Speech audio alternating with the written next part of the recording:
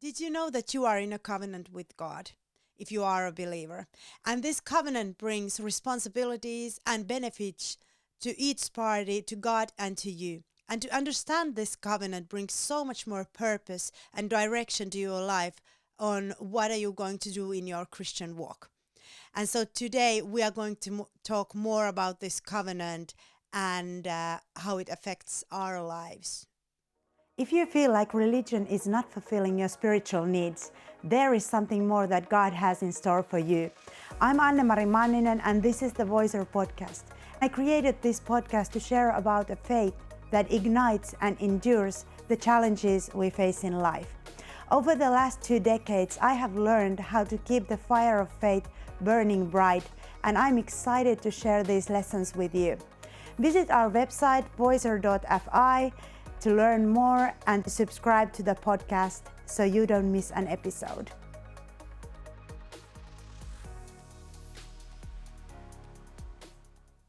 Welcome to the Voicer podcast. Thank you for joining me today as I'm going to talk about the covenant we have with God. And every kingdom has a system.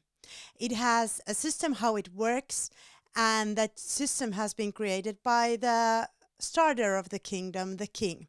And so every nation has a system, and if you work in that system, you get the benefits of the system. And you also have the responsibilities in that nation or that in that system. And so in kingdom of God, there are benefits and there are responsibilities that we have if we want to live in this kingdom and in this system, which is a system of covenant with God.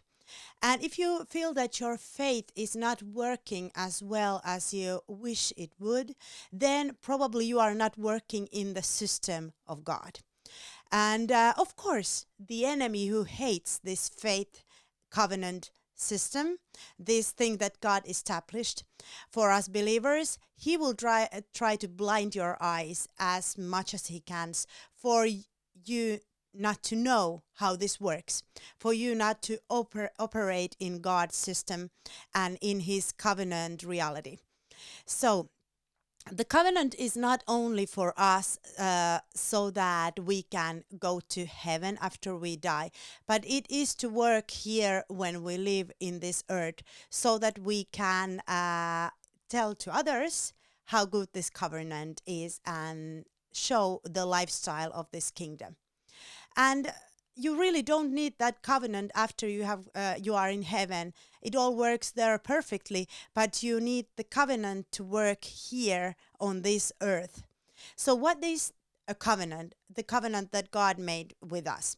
So covenants were in the Bible days binding agreements based on relationships with two parties, and they usually were sealed by a sacrifice, by blood, and each party knew what their part was in that covenant, and you were supposed to do your part, and the other were supposed to do their part. And so it was more than just a contract that we do these days. It was an agreement that you were supposed to keep. And today we don't have many covenants that we make. Friends don't make covenants with each other and like that. But marriage is maybe the closest covenant that we have today. And in Bible, it says in Genesis 17 and verse 7, God made a covenant with Abraham, and we all are the descendants of Abraham. So this covenant, if we are a believer and we are the descendants of Abraham, so this covenant is for us. I will establish my covenant as an everlasting covenant between me and you and your descendants after you for the generations to come, to be your God and to be the God of your descendants after you. So God made this covenant, and he said he will be our God, which means he's the greater. So in the aspect of covenant, there is always the greater, and then there is the lesser. And sometimes the difference was not so such huge if there were covenants made by different cities to protect each other, or the other city would bring some agricultural benefits to the other city, and the other city would bring the benefits of war horses and protection to the other city, and they knew how this would work. And so uh, in our covenant with God, there is the greater, and then we are the lesser, God being the greater, whose task, whose responsibility is to be our God, which means to protect us from all spiritual violence, to protect us from all attacks from our enemies, to protect and help us when we cannot help ourselves. And if we can, when we cannot protect ourselves, he will be the protector and the helper and the provider in that case. And our part in this covenant is to honor and love the greater, the God, and tell about his greatness to everyone we meet, to tell about his good works, tell about his faithfulness in our lives. And that's our part. We need to make him look great and show it in our lives, and tell all about all the rescuing acts he has done in our lives, all the help we have from him. And that way his name gets spreading in the earth and in the heavenly realm as we do our part. So, and then the participants in the covenant have to have a mutual goal, what they were doing. So our goal with God is to stop or block the advancement of darkness in this age, and to make it decrease faster and faster. So that's our purpose of this covenant. Our mutual goal is to stop and block the advancement of darkness and to make it decrease faster and faster. So this is our common goal with God, we and God as we are in this covenant. So everything he does for us, the purpose is to destroy darkness. Everything we do for him, the purpose is to destroy darkness and make it decrease faster and faster. So in a kingdom, there needs to be a kingdom order. And if there is chaos in your life, it always comes from the demonic realm. And in Europe, we may have some kind of like chaotic atmosphere in some areas, and then it manifests in war or some other things in the natural.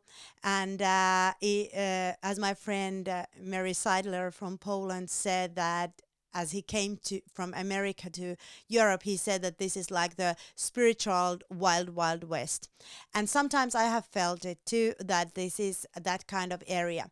But still, we can bring order to that area. We can bring order by agreeing and being in this covenant with God, and understanding that we need to be taking forward the mutual goal that God and we have on this continent, and it is to decrease the darkness and stop its advancement in every way. So that we understand that it's not only that we get better lives in this age, or we are saved from hell when we die, but it's also that we stop the advancement of darkness. That's the purpose of this covenant. So sometimes some people have called me that, okay, you are so militant in your approach to this spiritual life. And I see it this way. When I have seen people's life being destroyed by the lies of the enemy and things from this world, and you want to help, no nice talk will help them. But you have to confront the darkness, and you have to open eyes to see the reality of this covenant and see what God's purpose is for their lives, the order, no chaos, the freedom, and just not being under any bully. because the enemy is a bully who wants to bully anyone who tries to bring life to others. And wherever he sees that there is going to be some life or some God activity, he tries to come and bully. Okay, so we had this mother in the neighborhood we live, and as there are boys who are playing games outside during the days after school, there was this friend of my son, and this boy was being bullied by, let's say, 5 older schoolmates. And the mother found out about this, and so she went and very politely, smiling, said to these boys that, listen, boys, if you feel that you don't remember how we behave to our fellow classmates, I can call my police friend and he will be more than happy to come to your class and give you a lesson how we behave to our towards our younger schoolmates. So these boys were silent, and after that, there has not been any bullying or being bullying around in this street where we live. So when mothers get this kind of, we will not tolerate the bullies, our kids being bullied, by so they will start to fight for it. And I remember that when I was like 10 years old. So there was this bullying going around in our school, and the school atmosphere was different than in our days now, when people speak about a lot against picking up and pulling others. And but in that day, there was this Muslim girl who really wanted to just attack me, and we were just arriving from Israel, and there was this collision between us. So she started to get the other girls in my class against me, and just what girls of that age do. And so my parents found out that, and my father confronted the thing. Just we had, I remember the meeting what we had, and it was just like it was confronted. Let's just say that, and the rumor went across our class and to the other class that don't bully anybody, or you just maybe confronted like that. Okay, so uh, he was just a great father in that moment, just not allowing anything to bully me. So you just get this fight in you when you realize how the enemy wants to destroy this covenant between you and God and not make it work. Because if you act on this covenant, it will work in your life. It will work in your life. And so encountering revival made this fight even stronger in me, and you just cannot get it out of me. So as enemy wants to bully us and get us under the chaotic atmosphere of this world, so we need to fight the good fight of faith to bring order into our lives and bring honor to God. And that's a huge subject, honoring God and where it all comes from, and the fight that's going on this in the spirit realm. And I can talk about it in some other time more, why there is this fight going on. But the covenant benefits for us. If we stick to we honor God, we make Him look great, we do our part and love Him with all our hearts. So the great benefit is this, that He takes care of our bullies. He takes care of everything that tries to destroy us, and especially those fights that we cannot win by ourselves. We are too weak, or we don't know what to do. He takes care of those. He empowers us, and He brings that fight into us, or He just does something supernatural that eliminates the darkness. So if we are working by this covenant, so He does that. And if you are feeling in your life that you are not in the will of God, you feel that I'm not sure if I'm in the will of God, then you are under disorder, because if you are in order in this covenant and doing your part, then you have the knowing in your heart that you are in the will of God, because the Bible says in Romans 8:14 that all who are led by the Spirit are the children of God, which means that the children of God who are in covenant with God are led by the Spirit, and they know they are led by the Spirit in their lives.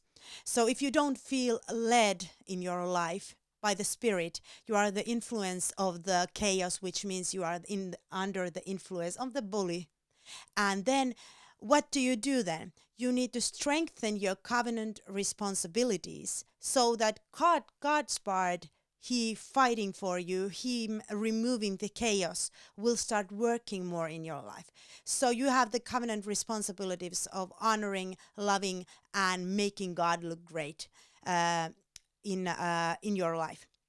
So, and other benefits of this covenant is that you have, of course, the entrance to heaven when you die. But then what I love is that you have heaven cheering you on. That's the benefit of the covenant.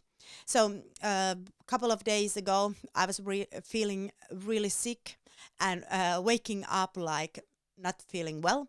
But as I woke up, I just immediately felt from my spirit coming this worship song that I heard few Sundays ago from church. I will rejoice in you. I will rejoice in you. Just coming out of me, and I was like, okay, this is not the moment maybe to feel like this, but it was just coming out of my spirit. Although the conditions in my life were not perfect at the moment, so then I know that if this starts to happen to me, that I override even early on in the day when I wake up, and it arises from my spirit, this worship song or this victorious attitude. I know that there are people in the heavenlies, my grandparents, my other aunts and uncles who are there with God, that they are cheering me on. They are cheering me on, and they are fighting for me because I'm in a covenant with God. So they are fighting, and somebody has been praying for me. Somebody has been fighting for me. And even if it's not anybody alive on this earth, I know that there are my relatives or friends waiting for me there. So if you don't have a family that's waiting for you in heaven, or friends here who could cheer you on, then you can, by adoption, come under the covenant that God made with Abraham in the book of Genesis, and you have the whole heaven cheering you on. And the benefits, if you keep your covenant, your responsibilities, is that you will feel this. You will feel the heavens cheering you on.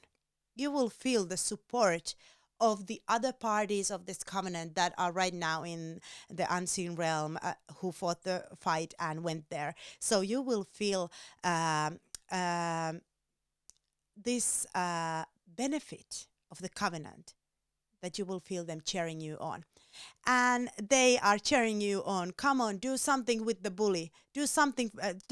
Fight to get that bullying, that chaos, that common interest we have. Block the advancement of darkness. Make it decrease faster and faster. Come on, do something for it, and we are cheering you on here. So you are not fighting on your own, but you have this encouragement coming to you from above. And I love this. The more I take care of my covenant responsibilities, the more I feel this involvement of the unseen realm in my life.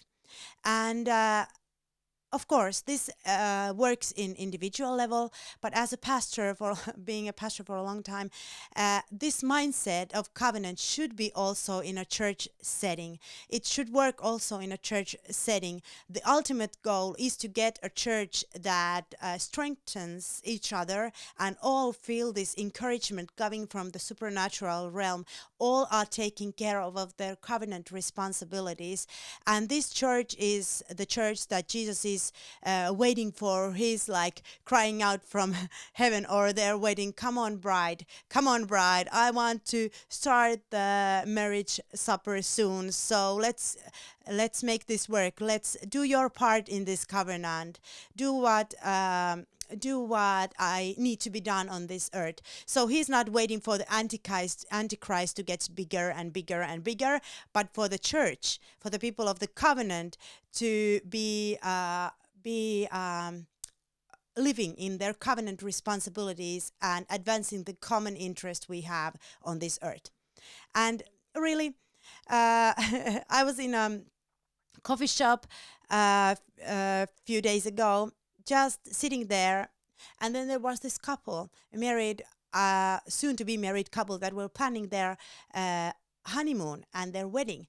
And the man was so eager to plan all things out, and he was so eager. He was like, yes, we're going to have the greatest wedding. We're going to go this, and then we're going to go to Norway and stuff. And the woman was more interested about her wedding dress, I think. So I can see that in this concept, like Jesus is the eager fiance man waiting for his bride to be ready for them to do this great thing and have this chaotic atmosphere of this age ended and for the next age to start. So he's waiting for the bride to be eager and the bride to be on her mark, to make the darkness decrease and decrease faster and faster on this earth.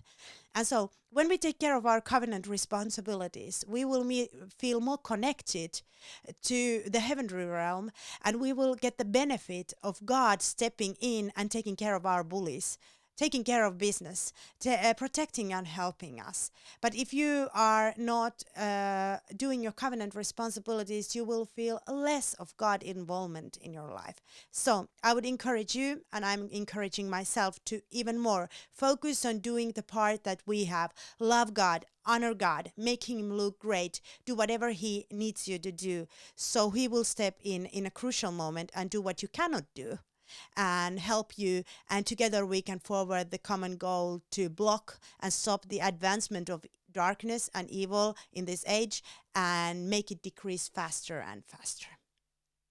Thank you for listening to this podcast and everything I have shared about the covenant with God. I'm so excited about this covenant and about my responsibilities in this covenant and about experiencing the supernatural help that God will bring to my life if I do my part. So you can visit voicer.fi, our webpage, to learn more about this podcast and subscribe to this podcast. And join me again next time as I'm going to talk about faith and keeping faith burning bright and enduring in this faith fight that we are in on this earth, and doing everything to make God look great, doing everything to honor and love him always.